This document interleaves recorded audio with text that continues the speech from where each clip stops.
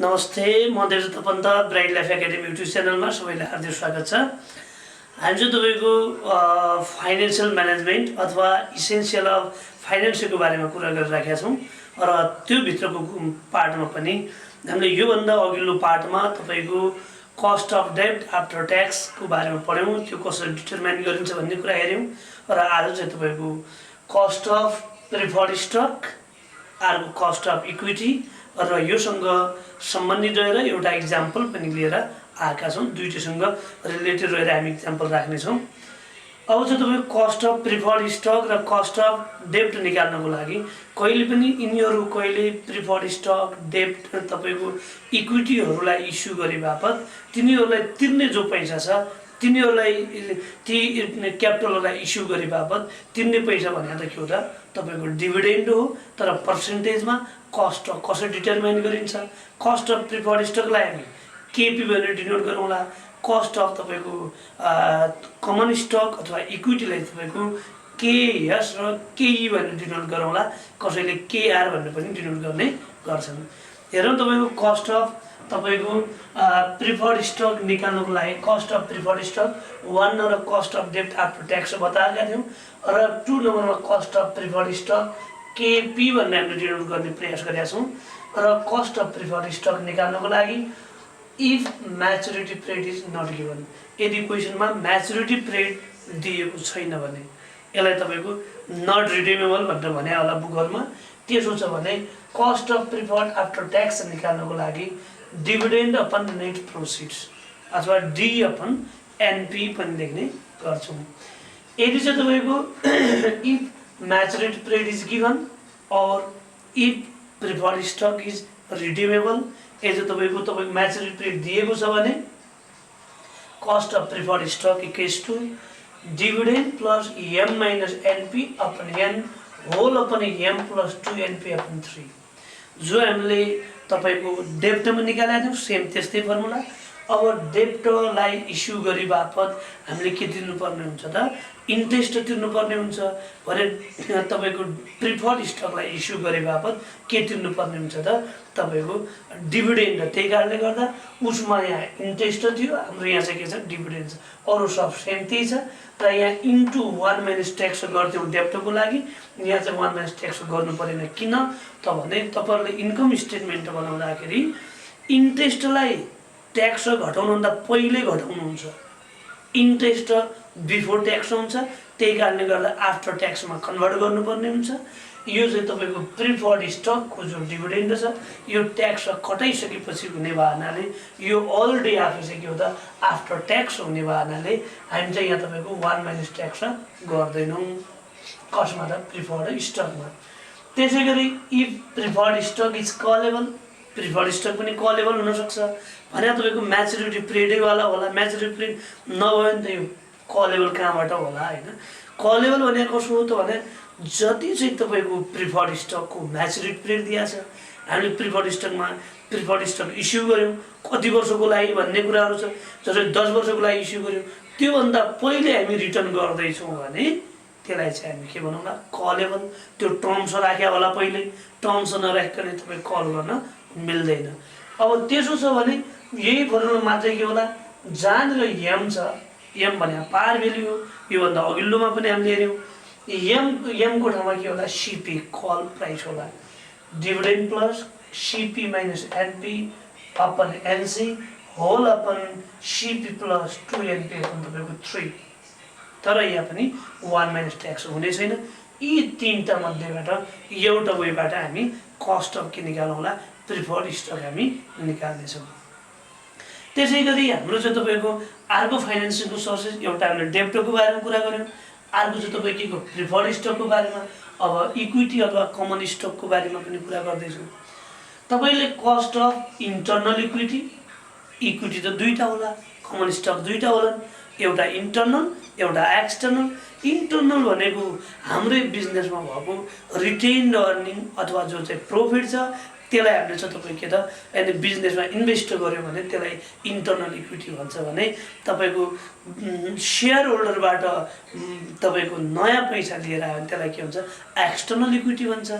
है तपाईको नयाँ त शेयर होल्डरबाट पैसा लिएर आएन यसलाई एक्सटर्नल इक्विटी भनौँला यदि cost of internal equity by using dividend discount मोडेलबाट निकाल्नु छ भने हामी चाहिँ तपाईको केएस यसलाई इन्टरनल इक्विटीलाई केएस बनाउँला कति बेला उसले रिक्वायर्डमा कस्ट अफ इन्टरनल इक्विटी नभनेर कस्ट अफ रिटेन्ड अर्निङ भनेको छ भने पनि हामी त्यसलाई पनि के नै बुझौँला इन्टरनल इक्विटी नै हो भन्ने हामी बुझ्नेछौँ त्यसलाई चाहिँ निकाल्नुलाई KS D1 upon P nought plus G यो D1 भने कि P नट भने कि G भने कि भन्ने कुरा हामीले योभन्दा अगाडिका अघिल्ला च्याप्टरमा तपाईको स्टक भ्यालुएसन भन्ने पनि पढेका छौँ तपाईले स्टक भ्यालुएसन भन्ने च्याप्टरलाई हेर्नु भएछ भने त्यसलाई चाहिँ तपाईको यिनीहरुका मिनिङहरु पनि होला तल पनि हामी बताउँला अब चाहिँ तपाईको यदि कस्ट अफ एक्सटर्नल इक्विटी अथवा न्यू कमन स्टक पनि भन्न सक्छ कस्ट अफ एक्सटर्नल इक्विटी अथवा न्यू तपाईको कमन स्टकको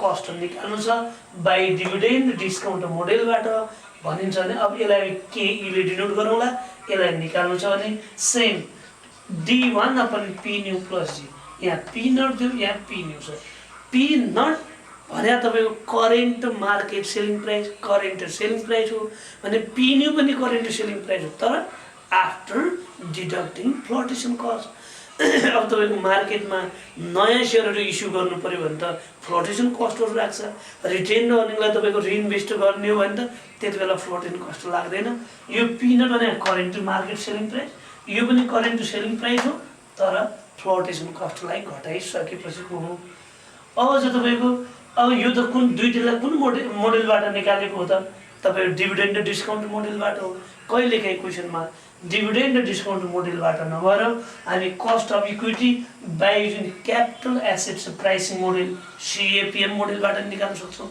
यो फर्मुला तपाईले हामीले योभन्दा अगाडि एउटा रिस्क एन्ड रिटर्न भन्ने च्याप्टर पढायौँ होला जसमा तपाईको 2 मार्क्सको यही फर्मुला म्याक्सिमम आएको पाइन्छ 10 मार्क्सको त अरु टाइपको क्वेशनहरु आएको पाइन्छ तर पनि तपाईको एक क्यापिटल एसेट्स प्राइसिङ मोडेलमा केएस निकाल्नु पर्दाखेरि यो मोडेलबाट निकाल्नु छ भने केएस लेखौँला कतिलाई केई लेखौँला कतिलाई केआर लेखौँला यो सिम्पल नथिङ तर मात्रै बुझ्नु पर्यो कि यसलाई निकाल्नु पर्दा RF plus RM minus RF into beta S भनेर हामी यसरी निकालौँला आरएफ भने risk free rate of return अथवा रिटर्न अन ट्रेजरी बिल भनेर भनौँला आरएम भने मार्केट रिटर्न आरएफ भने भनिहाले आरएम माइनस आरएफ भने मार्केट रिस्क प्रिमियम है यसलाई ध्यान दिनु होला आरएम मात्रै भन्यो भने मार्केट रिटर्न अथवा एभरेज स्टक्स रिटर्न भन्यो भने तपाईं के भनौँला त्यसलाई आरएम भनौँला यदि तपाईको मार्केट रिस्क प्रिमियम भन्छ भने त्यसलाई चाहिँ हामी के भनौँला त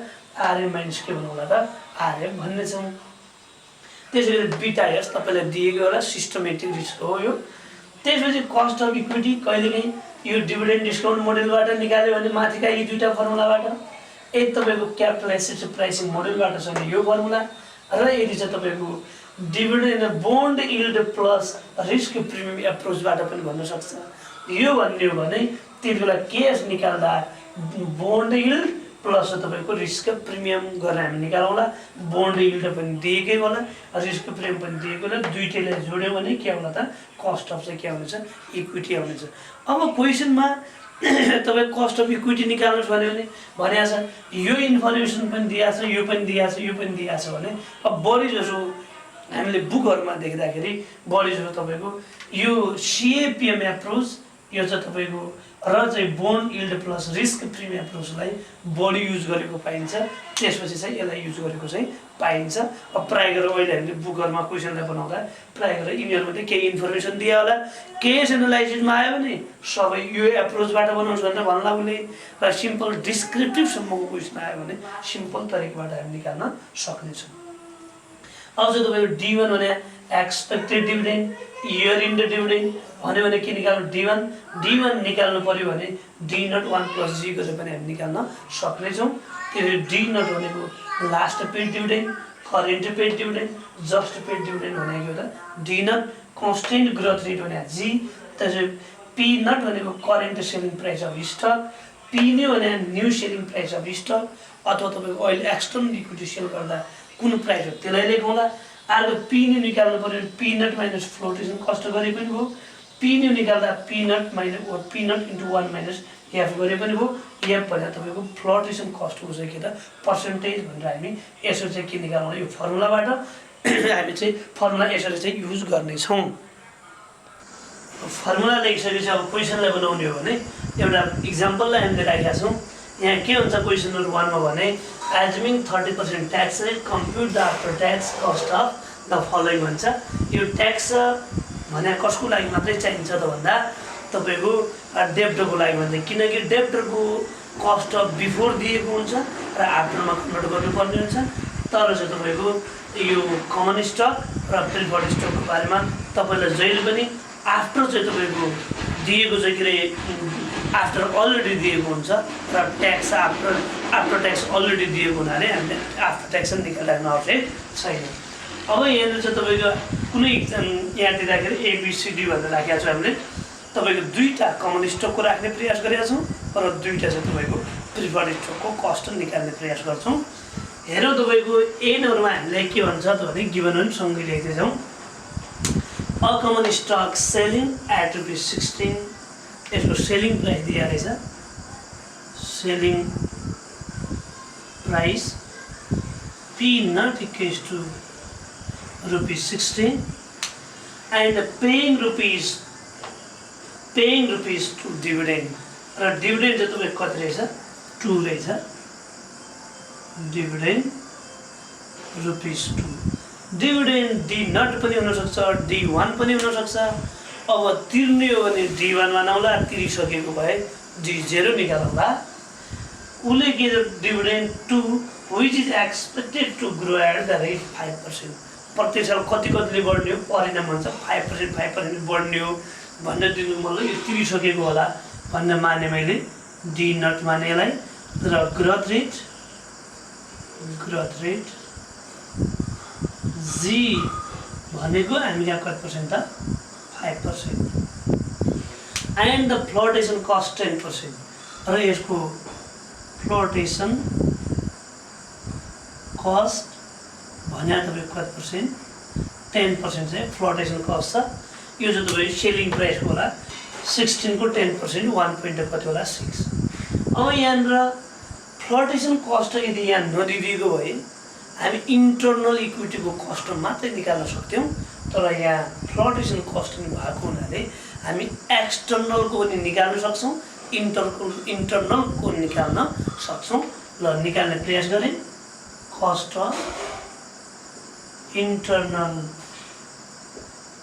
equity cost of internal equity KS भनेको D1 upon P naught plus G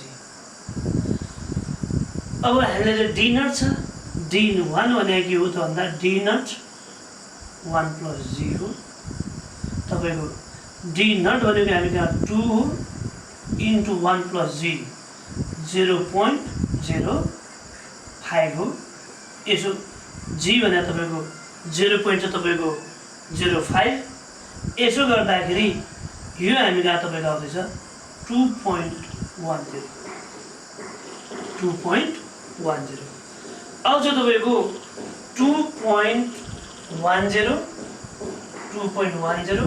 plus P not भनेको हामी कहाँ तपाईको कति 16 थियो प्लस 0.05 यसलाई तपाईले सल्भ गर्नुहुन्छ भने तपाईको निकाल्नुस् तपाईको कति आउँछ त भने 2.10 अपन चाहिँ तपाईको 16 प्लस 0.05 गर्नु भने हाम्रो 18.125% यो चाहिँ तपाईको इन्टरनल को कस्ट आउँछ त्यसैगरी कस्ट अफ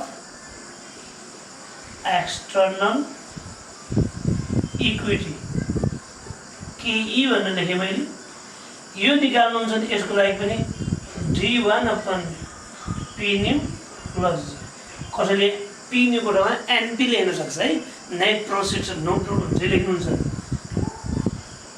P new भनेको तपाईको P not 1 minus F P not भनेको तपाईको 16 थियो टाइम्स 1 minus 0.10 यसलाई सल्भ गर्नुहुन्छ भने यो तपाईको 14 point चाहिँ कति 4 यसो गरे पनि भयो अथवा तपाईको 16 माइनस 16 को 10% गर्नुभयो भने 14. जसबाट निकाल्नुहुन्छ यहाँबाट निकालिदिन्छ, यहाँबाट निकालिन्छ, एज यु लाइक जसबाट निकाल्नुहुन्छ, केही फरक पर्दैन। अब अर्को छ D1 भनेर 2.10 नै हो, P न्यू भने 14.4 प्लस 0.05। यसो गर्ने हो भने 2.10 डिभाइडेड बाई 14.4 प्लस तपाईको 0.05 गर्नुहुन्छ भने यो तपाईको आउँछ 19.58%। 19.58% के कहिले पनि तपाईले सल्भ गर्दा कस्ट अफ इन्टरनल इक्विटी भन्दा cost of external equity high नै आउँछ, किनकि इन्टरनलमा फ्लोटेसन कस्टहरु लाग्दैनन् तर एक्सटर्नलमा फ्लोटेसन कस्टहरु गर्न लाग्छ। त्यही कारणले गर्दा यो चाहिँ तपाईको ए नम्बरको लाग्यो। अब बी नम्बरमा हामीलाई के भन्छ तैले भने if the firm's beta, B number तपाईको इफ द फर्म्स बीटा मैले बीटा यस भनेदेखि 1.4 the risk free rate is 8%, risk free rate RF भनेको 8% and average return on market 14%, average return भने आरएम 14%। अब यसको लागि चाहिँ यसको चाहिँ कस्ट अफ इक्विटी निकाल्नु पर्यो भने कस्ट अफ इक्विटी केएस निकाल्नु पर्यो भने RF plus RM minus RF into beta S. जो ए नम्बरमा निकालेका थियौँ डिभिडेन्ड र डिस्काउन्ट मोडेलबाट निकालेका थियौँ, जो बी नम्बरको इन्फर्मेसन छ क्यापिटल एसेट्स प्राइसिङ मोडेल हो त्यो। यसको लागि आरएफ हामीलाई दिएको छ 8% प्लस आरएम भनेको तपाईको 14% माइनस 8 टाइम्स 1.4 8 प्लस 6 टाइम्स 1.4 यसो गर्नुहुन्छ भने यो तपाईको 16.4% चाहिँ के होला त कस्ट अफ चाहिँ तपाईको के होला त इक्विटी आउनेछ। यो चाहिँ तपाईको उसको लागि बी को लागि। अब यहाँदेखि गिभनमा है झुक्याउने ठाउँ कहीँ छैन। यो रिस्क फ्री रेट अफ रिटर्नलाई तपाईको के भन्न सक्छ, यील्ड अन ट्रेजरी बिल अथवा रिटर्न अन ट्रेजरी बिल भन्न सक्छ र यहाँनिर मार्केट रिटर्नको ठाउँमा के दिन सक्छ त उसले रिस्क प्रिमियम दिन सक्छ। रिस्क प्रिमियम दियो भने यो दुईटाको आरएम माइनस आरएफ हो भन्ने तपाईले बुझ्नुभयो भने क्यापिटल एसेट प्राइसिङ मोडेलबाट नै बनाउन सकिन्छ। ओके, त्यसै गरी अर्को हामी कहाँ तपाईको के छ त भन्दा सी नम्बरमा जाने हो भने a preferred stock sold at ₹100 भन्छ। Selling price ₹100 with 10% coupon. Preferred स्टकको कुपन भने डिभिडेन्ड हो। हामी annual dividend D equals to 10% of par value हेरौँला। पार भ्याल्यु कति छ, पार भ्याल्युको पर्सेन्ट हान्ने हो, केही नभने अब 100 नै मानौँला। हेरौँ तपाईको 10% coupon and call price of ₹110। Call price CP भनेको ₹110। कल प्राइस CP भने 110। If the company plans to call the issue in 5 years, कति इयरमा कल हुँदैछ तपाईको 5 इयरमा। कॉर्पोरेट एन्ड सी भनेको तपाईको 5 इयर्स। पार भ्यालु त कहीँ न दिया रहेछ।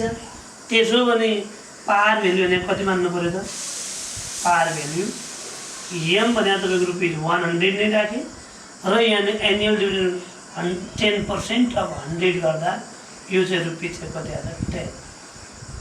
अब यहाँ कलको कुरा गरेको छ, यसलाई कलेबलको बेसबाट बनाऊ। Cost of preferred stock KP equals to dividend plus CP minus NP upon N whole upon NC चाहिँ CP plus 2np upon 3।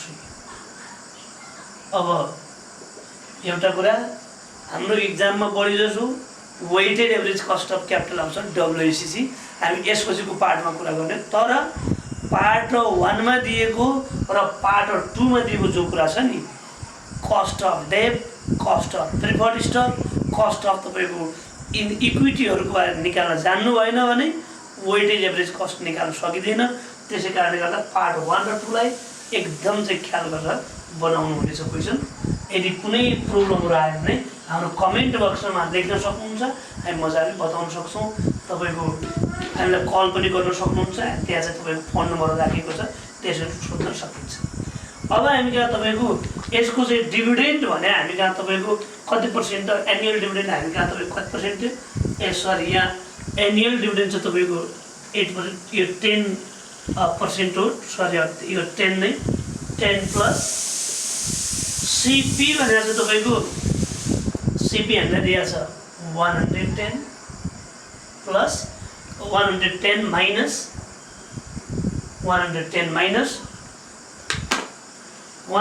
Minus NP. अब नेट प्रोसिड्स निकाल्नको लागि त